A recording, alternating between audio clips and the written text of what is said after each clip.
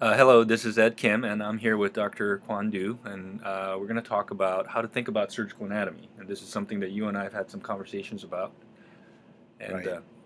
And I think it is important that you understand the anatomy when you are operating. It seemed very obvious, but that's yeah, it's one of obviously those the things where it case. seems obvious, but it Yeah. actually isn't. Right. And I think this is one of the important papers, at least in surgical education, that kind of illustrated this divergence or this discrepancy in the view of what the learning needs are for the residents and the faculty. And was a multi-institutional study, basically, which surveyed the residents and faculty on what they needed to do better or what they felt deficient, what they were deficient in learning. And thing that I want to highlight is that only 28% of the residents felt like they were deficient in anatomy, whereas 74% of attendings felt that they were deficient. So there was some difference in what was being perceived as anatomy. And then the other thing that we also want to highlight is that the residents were focused on a lot on instrument use and selection and suture selection, whereas the attendings weren't as concerned about that or didn't feel that the residents needed more learning. So, as an introduction to all of this, there are studies which show that on average residents prepare for 30 minutes. They look at atlases, textbooks, videos. So, it's a little bit hard to understand why they'd be deficient in anatomy. And I think one of the reason is that the younger students and younger residents tend to think of anatomy as a static picture that's from an anatomy book. Whereas as a surgeon, anatomy is interactive. It's what you're seeing, feeling, and interacting with the body during your operation. Yeah, and I think that was the schematic picture of the colon and the vessels, and this is a picture of the ileocolic vessel along with the duodenum in the background. And some of you may even feel this urge. When I look at this picture, I feel this urge of something should move, which kind of illustrates the dynamic aspect of what we do. We move things around, and as you were saying before, that it's not a dissected out, already labeled anatomy. It's a process of discovery in many ways. Right. And that's why I think frequently the resident will say, well, I know the anatomy because if you show me the anatomy book and point to something, I can tell you what it is. Right, or what But branches off what. right. But the important thing for a surgeon, however, is you have to look at a picture like this and try to figure out what's what and what's where. So I think the term relational anatomy is a good one to think about in terms of how you and I think, right? So we talk about like where we go, how do you know if you're in the right plane, like when do you stop the dissection, when do you get that funny feeling that makes you nervous, like, uh-oh, I might not be in the right, spot, and what are some of the things that, you're worried about hurting, and what do we do to try to avoid hurting them? So, Right. And also, life anatomy has a lot of cues that you have to be ready to perceive so you can know what's what. In an anatomy book, you have a little arrow that points towards the structure, but in a life anatomy, you're actually looking at the surrounding things to confirm what you believe is a certain structure. So hopefully this short, conversation podcast will help you kind of get an approach to when you are preparing for a case. You don't waste your time and you focus on those points that we would focus on if you and I were supposedly have to do a case that we're not as familiar with. I think we'd look for certain things. And there's a simple framework that we kind of came up with, a little catchy, called ALIVE, which means anatomic landmarks, important structures, and visual cues, as well as exposure. And these are the things you want to focus on when you are preparing for a case. But before we go on, let's just look at kind of a basic inguinal hernia repair and steps of basic hernia repair. Okay. So, in terms of inguinal hernia repair, first of all, the important thing is that you are going to look for the defect and you are going to search for a sac. But specifically anatomically, you need to know where the internal ring and the external rings are in order to do that. And you need to know where your inguinal canal and the cord structures are. Yeah, and I think these pictures, so this is the first picture, I mean, it's all nicely laid out, you know, easy peasy, right? It's going to Right. pop right out, and you just kind of fix it, and you know, you dilatate the sac and put the mesh in and whatnot. And I think a lot of times the guys are very focused on how to put the mesh in and the running and the tacking and whatnot. But that's, for you, is that like the main part of the case, or is that kind of a little bit almost like an afterthought in a sense of putting the mesh in it? Isn't the kind of the exposition of the anatomy what is the most important? Right. In fact, the thing about inguinal hernia repair is that the whole operation, in fact, is not the mesh repair. The whole operation is to sort out the anatomy. Once you sort out the anatomy, the repair becomes very obvious and simple. So I think landmarks is a common term that we all seem to use, and I know the guys, the residents are also, you know, start using that term as a guide to sorting out the anatomy. So like things like where you make the incision, uh, like how do you identify, um, you know, where to cut the external oblique. You know, people describe like they make a little stab incision and cut the external oblique, but when you ask them like how do you decide where to cut, they don't seem to really get a Right. good answer a lot of times. And I think frequently when you're deciding where to cut, you have to almost be pretending that you have 3D visions.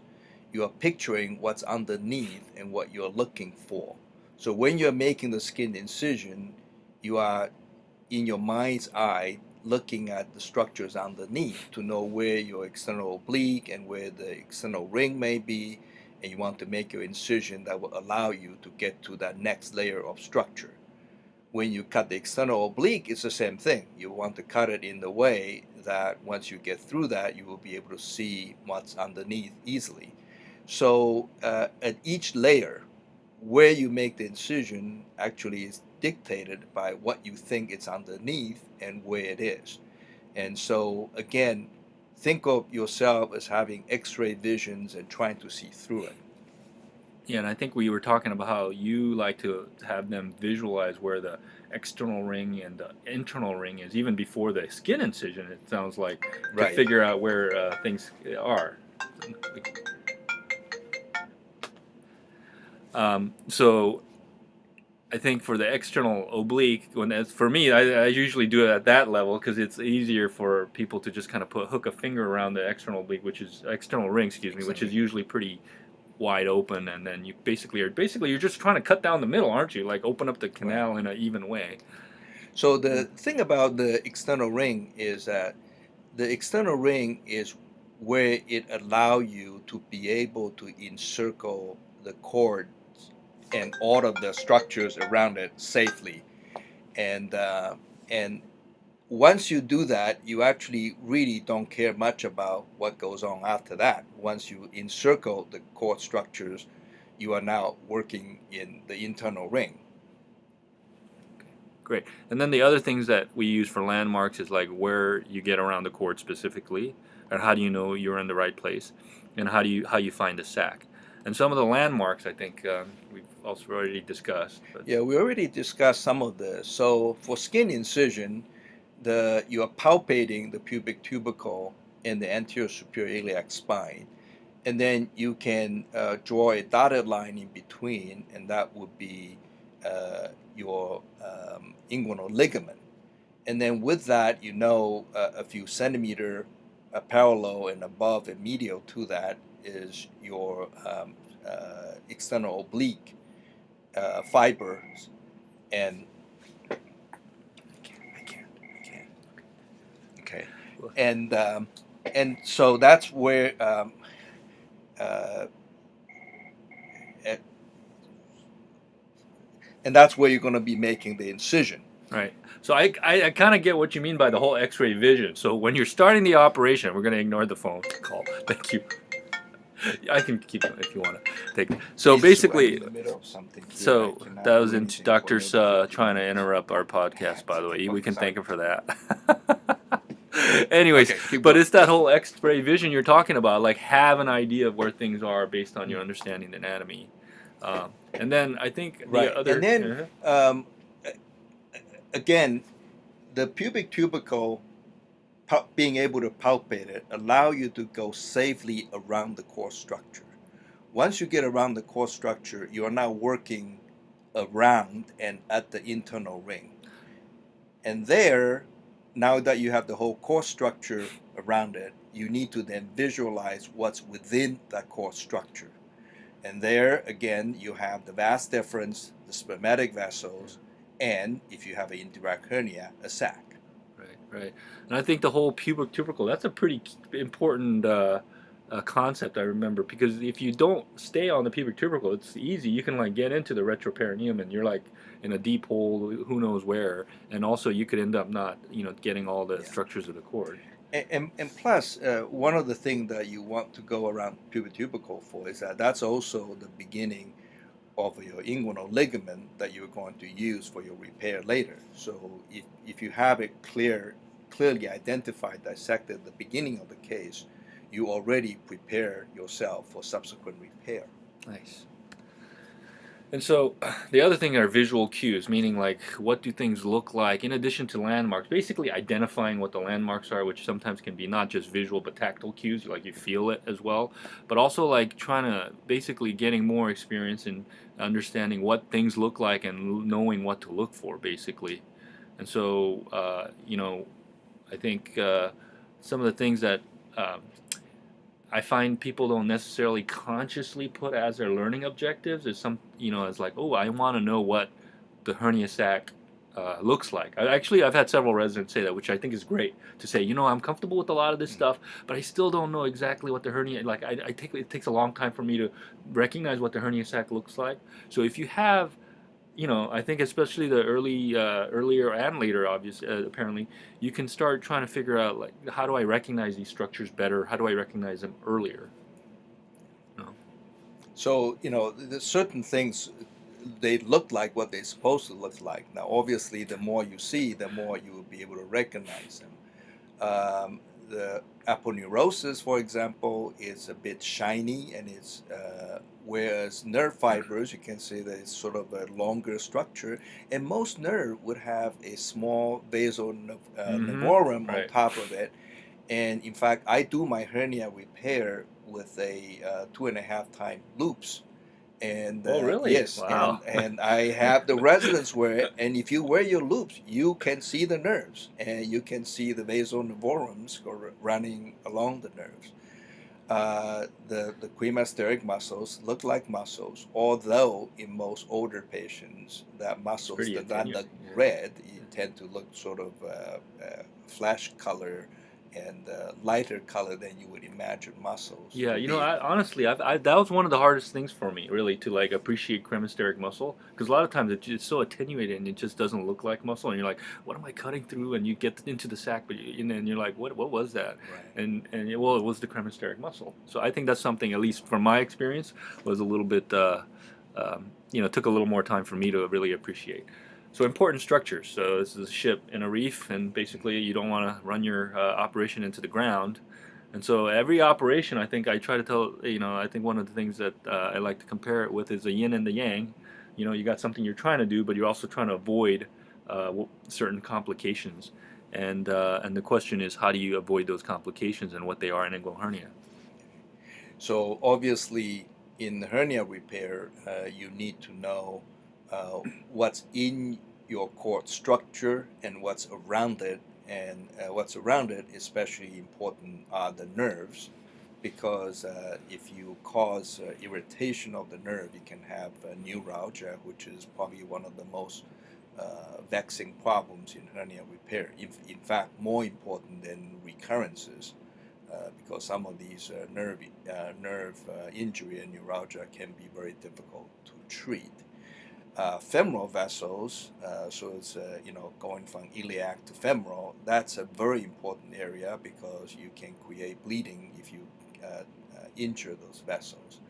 Now, the core structures are what you usually have already encircled in there, and you need to be able to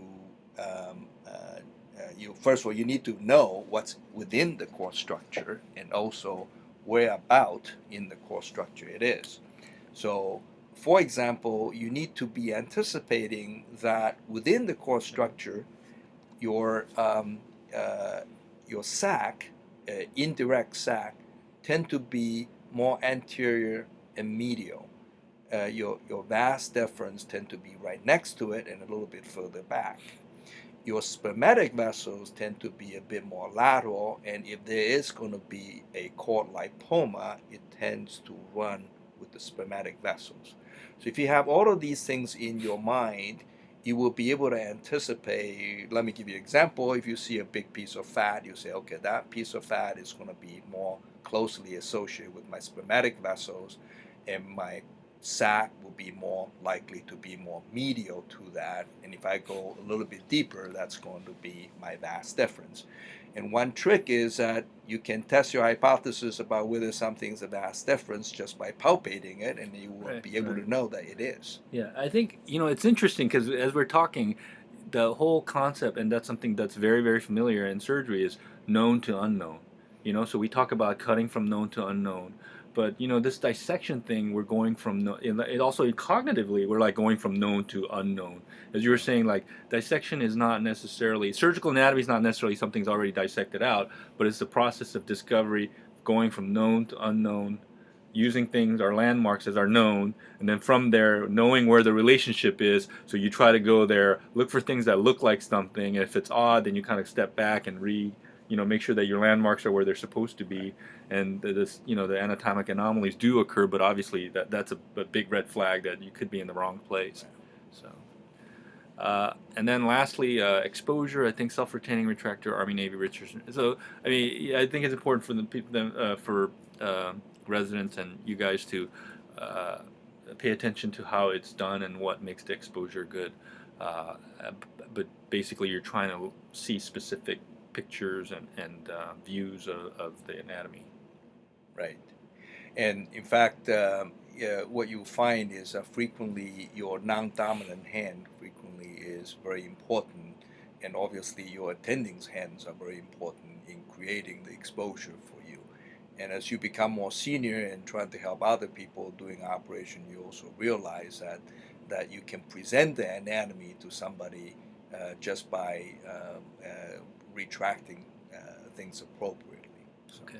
And I think as part of an exercise, the conclusion is we will have the Liechtenstein repair video available along with this podcast for you guys to review, look through the steps, and then think about it also from the stand of what we just basically described as surgical anatomy. As you watch the steps, like, what are you seeing? What does it look like? Like, where do you think the next step should be based on what you think the anatomy is, and then try to basically anticipate where they're going. That video, and also there's some good YouTube videos out there I was looking at today that have some decent detail. So, okay. Thank you very much, Dr. Du, and whenever you get a chance, get into the OR. And I think experience, there is no substitute for experience. As much as I'd like to try to shortcut it, Yeah, I think the more you see, the more you'll be able to recognize the structures. And again, if you look at inguinal anatomy, just like any other anatomy, it's life. If you're in the operating room moving things around, it's much easier to recognize what's what. Right. So that means don't focus so much on tying the knots or putting the suture in. If you're not getting to do that, it's not necessarily don't miss the opportunity to watch carefully and try to understand the dissection and the anatomy. Okay. Thank you.